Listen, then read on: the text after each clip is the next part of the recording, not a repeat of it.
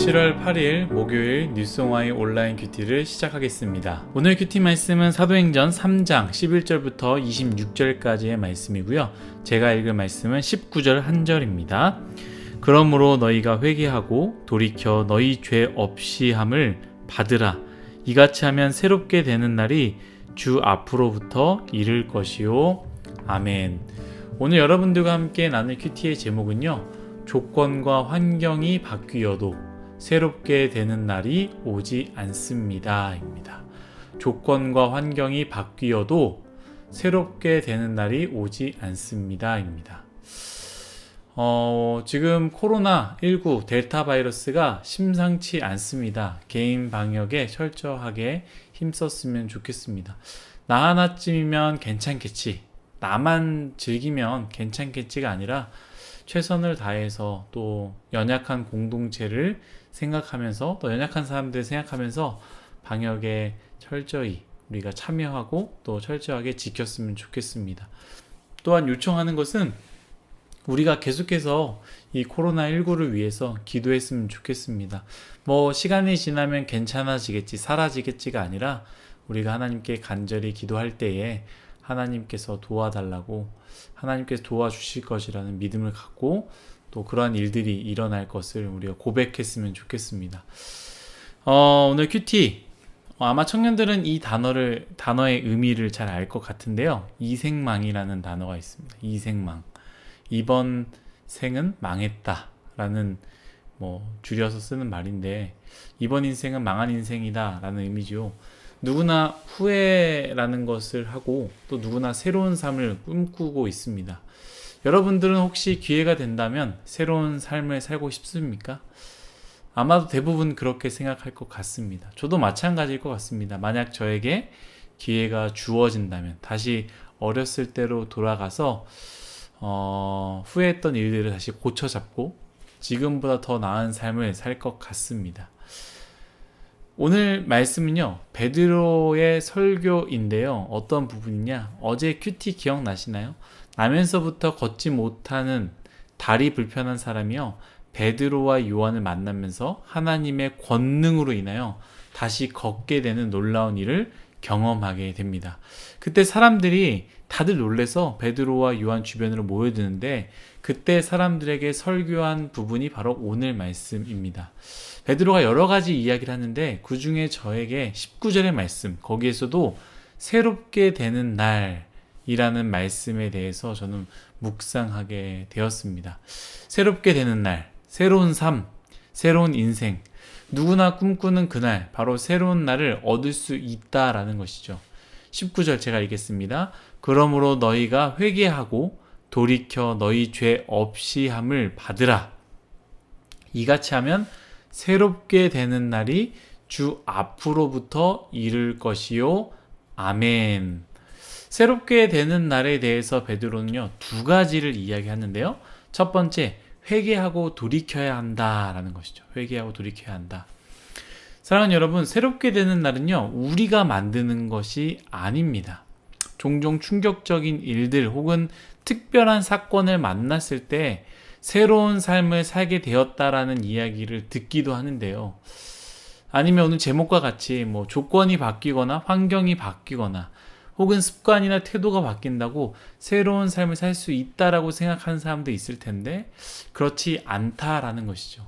제가 앞에서 이야기했던 것처럼 만약 저에게 기회가 주어진다면, 과거로 돌아갈 수 있는 기회가 주어진다면 저는 그렇게 얘기했습니다. 다시 어렸을 때로 돌아가서 후회했던 일들을 다시 고쳐잡고 지금보다 더 나은 삶을 살 것 같습니다 라고 이야기했지만, 실제로 정말로 그런 일이 일어난다 했을 때 정말로 이전과는 다른 삶을 살까? 정말로 이전에 그러한 일들을 고쳐잡고 새로운 삶을 살 수 있을까? 우리의 마음과 의지는 그렇지만 대부분 사람들, 저를 포함합니다. 대부분 사람들은요, 비슷한 삶을 살 것입니다.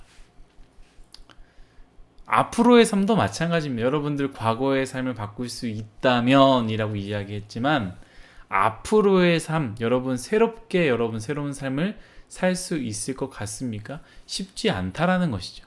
지금 우리가 10년 더 잘 살고 후회할 일들을 줄여나간다면 우린 10년 뒤에 더 나은 삶을 살겠지만 아마도 10년 뒤에 우리는 똑같은 후회를 하지 않을까. 바로 그게 인간의 모습이다라는 것이죠. 그래서 오늘 말씀과 같이요. 그렇게 뭔가가 바뀌면 조건이 바뀌거나 환경이 바뀐다고 해서 혹은 습관과 태도가 바뀐다고 해서 새로운 삶이 우리에게 주어지는 것이 아니다라는 거예요. 근데 성경에서 이 베드로의 설교에서 마치 새로운 삶은 어떻게 생겨나느냐? 하나님의 말씀과 같이 하나님께 죄를 회개하고 그 죄로부터 돌이켜서 하나님을 향해야 우리의 인생이 새롭게 된다라는 거예요. 의지만으로는 안 된다는 것이고 환경이 바뀌어서 우리가 그렇게 새롭게 사는 것이 아니다라는 것이죠. 후회를 하고 눈물을 아무리 많이 흘려도 우리의 인생이 새롭게 되지 않습니다. 여러분, 새로운 인생을 살기 원하십니까? 다른 것을 바꾸려 하지 마십시오. 가장 먼저 해야 할 것은 오늘 말씀과 같이 회개하는 것입니다. 그리고 돌이켜야 합니다.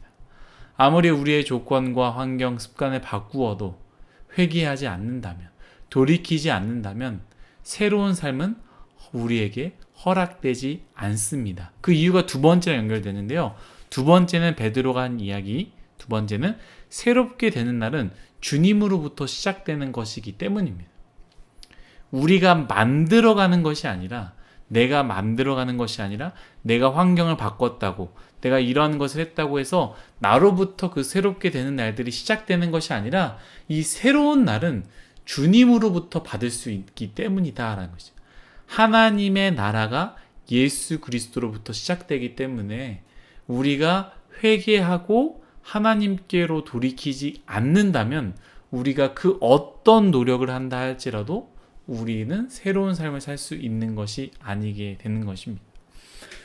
반대로 우리의 삶이 엉망이고 부족하다 할지라도 오늘 말씀과 같이 우리의 죄를 회개하고 하나님께로 돌이킨다면 오늘 말씀의 약속과 같이 예수 그리스도로 인해서 우리는 새로운 삶을 살 수 있게 된다라는 것이지요.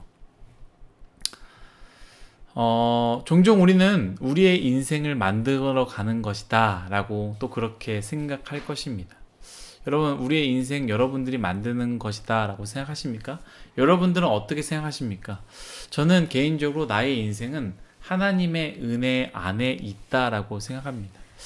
내가 잘한다고 내가 못한다고 내가 잘났다고 못났다고 그것에 따라 나의 인생이 좌지우지 되는 것이 아니라 회개하고 하나님께로 돌이킬 때에 내가 가지고 있는 것, 내가 가지고 있지 않는 것, 잘난 것, 못난 것 이것과 상관없이 예수 그리스도로부터 시작된 새로운 인생으로 말미암아 하나님의 은혜지요. 그 은혜로 말미암아 나의 인생은 새롭게 시작되고 이루어져 가고 완성된다고 생각합니다. 사랑하는 뉴스공화의 여러분들, 새로운 삶을 꿈꾸십니까? 그리고 앞에서 얘기했던 것처럼 이번 인생 혹시 망하셨습니까? 아닙니다. 그렇게 생각하지 마십시오.